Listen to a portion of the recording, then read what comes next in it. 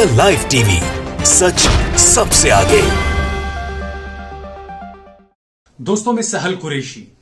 दोस्तों, प्रधानमंत्री नरेंद्र मोदी ने तो देश को जो है इस वक्त खुद मरने पर छोड़ दिया है। प्रधानमंत्री ने जब आकर जो बातें कही थी उसका सार यही था कि बस आप खुद ही सब कुछ कर लीजिए, सरकार कुछ करने वाली नहीं, आत्मनिर्भर आप हो जाइए।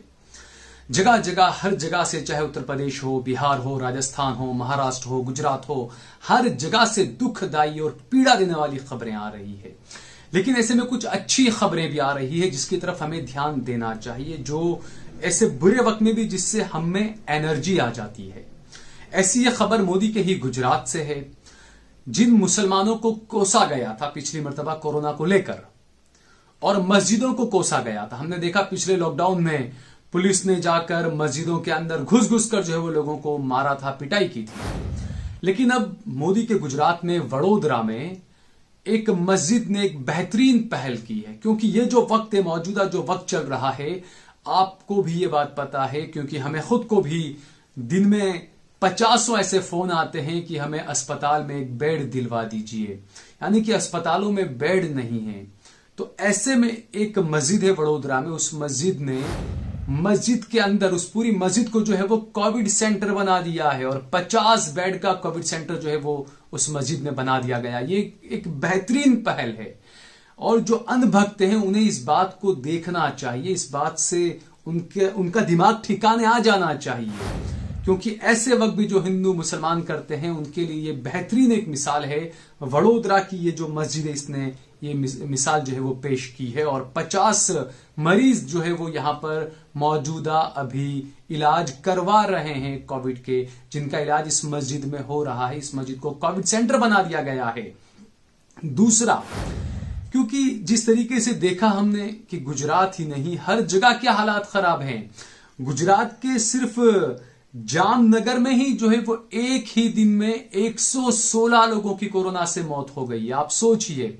हालांकि ये भी सवाल उठ रहे हैं कि सरकार आंकड़े छुपा रही है, क्योंकि जामनगर जैसा छोटा सा एक टाउन है, छोटा सा गांव जैसा एक टाउन, वहां पर एक ही दिन में 116 लोगों की कोरोना से मौत हो रही है। तो बाकी की जगहों की क्या हालत हो रही होगी, इस बात का हमें बखूबी अंदाजा लगाया जा सकता है इस बात का। लेकिन जिस तरीके से हमने जो बताया कि ऐसे वक्त में भी कुछ लोग ऐसे हैं जो नफरत की खेती करना नहीं भूल रहे हैं, क्योंकि पिछले दिनों एक खबर आई थी जिसमें जब शमशान में कुछ मुसलमानों ने जाकर एक हिंदू की डेड बॉडी का अंतिम संस्कार किया, तो संघ के कुछ लोगों ने उसका विरोध किया था और कहा था कि नहीं, ऐसा नहीं होना चाहिए। तो ये वो प्राणी हैं, ये अजीब तरह के प्राणी हैं, इन्हें मैं कहता हूं कि इन्हें भारत में रहने का अधिकार ही इन्हें नहीं होना चाहिए, इन्हें जंगल भेज दिया जाना चाहिए। दूसरा, ऐसा ही एक बेहतरीन मिसाल एक उत्तर प्रदेश के गोंडा से भी आई है। उत्तर प्रदेश के गोंडा में मोहम्मद सलीम नाम के एक व्यक्ति की मौत हो गई और उसके बाद एक बेहतरीन मिसाल गांव के कुछ अड़ोस पड़ोस के लोगों ने पेश की कि कुछ हिंदू भाइयों ने कांधा दिया और कब्रिस्तान तक पहुंचाया सलीम के जनाजे को। तो ये बेहतरीन, ये असली हिंदुस्तान है, ये है हमारा असली भारत, जिसे 2014 के बाद से तलाशा जा रहा है कि वो भारत कहां गया, जब हिंदू, मुस्लिम, सिख, ईसाई सब कंधे से कंधा मिलाकर साथ खड़े रहा करते थे। तो ये बेहतरीन मिसाल जो है वो हमने आज देखी। ये दो मिसालें, एक वडोदरा में जिस तरीके से मस्जिद को पूरा कोविड सेंटर बना दिया, और दूसरा उत्तर प्रदेश के गोंडा में। उत्तर प्रदेश में हालांकि राम राज्य कहा जाता है, सबसे ज्यादा नफरत की खेती वहां के मुख्यमंत्री करते हैं, वहां के बीजेपी के नेता करते हैं, और वहां से इतनी बेहतरीन एक मिसाल सामने आई कि एक मुस्लिम भाई की मौत हो गई तो मेरे हिंदू भाइयों ने उसको कांधा दिया और उसको कब्रिस्तान तक पहुंचाया। ये मेरा असली भारत है। दूसरा, जिस तरीके से जो मामले बढ़ रहे हैं, लगातार मौत के मामले बढ़ रहे हैं, और ऐसे में एक मायूसी जो है वो लोगों में छाई हुई है, लोग मायूस हैं। तो हम यहां पर लोगों से ये कहना चाहेंगे कि मायूस होने की जरूरत नहीं है, क्योंकि हमने ज्यादातर ऐसे मामले देखे हैं कि जो कोरोना के जो मरीज होते हैं वो सिर्फ डर की वजह से, दहशत की वजह से, हार्ट अटैक की वजह से उनकी मौत हो रही है। तो अगर आपको कोविड है भी तो आपको घबराने की जरूरत नहीं है। आप अगर शुरुआती दौर में कोविड के पेशेंट हैं तो आप घर में अपना आराम से इलाज कराइए, आप ज्यादा पैनिक न लीजिए, क्योंकि जो गोदी मीडिया है वो इस तरीके से आपको पैनिक करके इस तरीके से आपको खबरें दिखाता है कि अगर आपको कोविड नहीं भी है तो भी आप डिप्रेशन में जाकर आप मर जाएं। तो मैं आपसे ये अपील करना चाहूंगा, लाइव टीवी की तरफ से ये अपील हम करना चाहेंगे आपसे कि आप बिल्कुल भी पैनिक न लें, घर में रहें, बाहर ना निकलें। और दूसरा, आप कोरोना की वजह से, क्योंकि हमने कई ऐसे मामले देखे कि 2 साल की बच्ची को कोरोना हो गया और मां ने उस बच्ची को अलग कमरे में बंद कर दिया, उसको दूध तक नहीं पिला रही है वो मां। तो ये जो चीजें हैं ये वाकई में दिल को दहला देने वाली चीजें हैं, इसकी जरूरत नहीं है। क्योंकि जो भाईचारा जो होना चाहिए हमें, वो होना चाहिए। बुरे वक्त में हमें एक दूसरे से कांधा मिलाकर चलना है, एक दूसरे की मदद करनी है, एक दूसरे से मुंह नहीं मोड़ना है।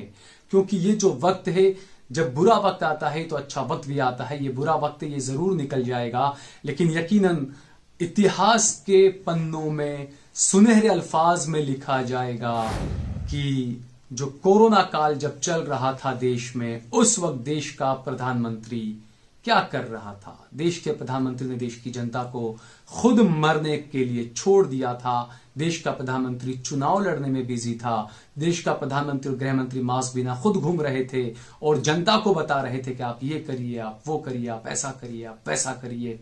तो ऐसे में जिस तरीके से हमने ये बताया, क्योंकि पॉलिटिकल जो पार्टियां होती है, राजनीतिक जो पार्टियां होती है, वो आपको कुछ नहीं देने वाली है।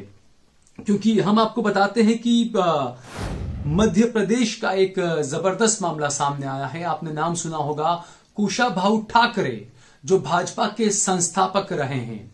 कुशाभाऊ ठाकरे का जो बैग लेके चला करते थे वो खुद मुख्यमंत्री बन गए। कुशाभाऊ ठाकरे के सगे 2 भतीजे, इंदौर में उनकी मौत हो गई। एक की मौत इसलिए हुई क्योंकि उसे इंजेक्शन नहीं मिला और दूसरे की मौत इसलिए हुई क्योंकि उसे ऑक्सीजन नहीं मिला। तो आप सोचिए कि कुशाभाऊ ठाकरे के भांजों का, भतीजों का जब यह हाल है तो आम आदमी का कौन।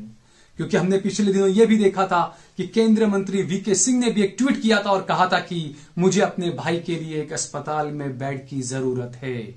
तो ये मोदी सरकार ने क्या किया, ये मोदी सरकार क्या कर रही है? क्या 3000 करोड़ का स्टैच्यू बनाकर आपने सब कुछ हासिल कर लिया?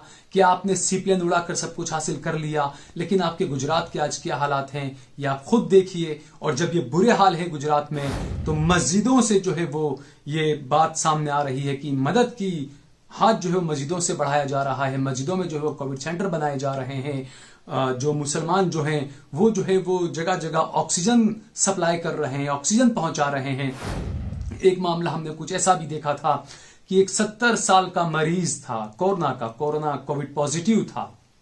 उसने बाकायदा डॉक्टर से बोलकर अपने मेडिकल के पर्चे के अंदर इस बात को नोट करवाया था कि मेरा इलाज मैं किसी मुसलमान डॉक्टर से करवाना नहीं चाहता हूं। आप सोचिए 70 साल का बुजुर्ग कोरोना से मरने के लिए पड़ा हुआ है, उसके जहन में कितनी नफरत भरी होगी कि आखिरी वक्त में भी वो ये बात बोल रहा है। तो मेरे भाइयों, ये चीजों को हम सभी को सोचना चाहिए। ये वो वक्त नहीं है कि हम एक दूसरे को मजहब के नाम पर या किसी और ऐसी बात को लेकर हम एक दूसरे को तंकीद करें, एक दूसरे पर लांछन लगाएं, एक दूसरे को नीचे दिखाने का काम करें। ये हमें बिल्कुल नहीं करना है, क्योंकि ये बुरा वक्त है। जैसा हमने कहा कि बुरा वक्त आया है तो अच्छा वक्त भी जरूर आएगा। सरकारें आती जाती रहती है, लेकिन हमें अपने अड़ोस पड़ोस का और सबका ध्यान रखना चाहिए। दूसरा, जो खास बात का इस वक्त ध्यान रखा जाना चाहिए, क्योंकि लोग बीमार हैं, परेशान हैं, कई लोग भूखे भी मर रहे हैं, अड़ोस पड़ोस में हमें ध्यान रखना चाहिए। तो ये जो अच्छी इंसानियत होती है वो यही होती है। हमें किसी पॉलिटिकल पार्टी का या उसका हामी बनकर या किसी पॉलिटिकल पार्टी का हमें वो बनकर नहीं रहना चाहिए। हमें अपनी इंसानियत दिखानी चाहिए, चाहे मंदिर हो चाहे मस्जिद हो, हर जगह से जो है वो मदद का हाथ आगे बढ़ना चाहिए। जैसा हमने कहा कि मुबारकबाद देनी चाहिए वडोदरा की इस मस्जिद के लोगों को, जिन्होंने पूरी मस्जिद को जो है वो कोविड सेंटर बना दिया और 50 बेड का वहां पर अस्पताल बना दिया और 50 मरीज वहां पर अपना इलाज करवा रहे हैं कोरोना का। तो ये बेहतरीन पहल है। और ऐसा एक नहीं, ऐसे और भी कई मामले हमने सुने थे कि इस तरीके के मामले सामने आए हैं। वाकई में इनकी तारीफ की जानी चाहिए। और मैं बार बार कहूंगा कि ये जो तमाम जो हो रही है, जो खबरें आ रही है, ये गोदी मीडिया पर और अंधभक्तों के मुंह पर जो है वो ये करारा तमाचा है।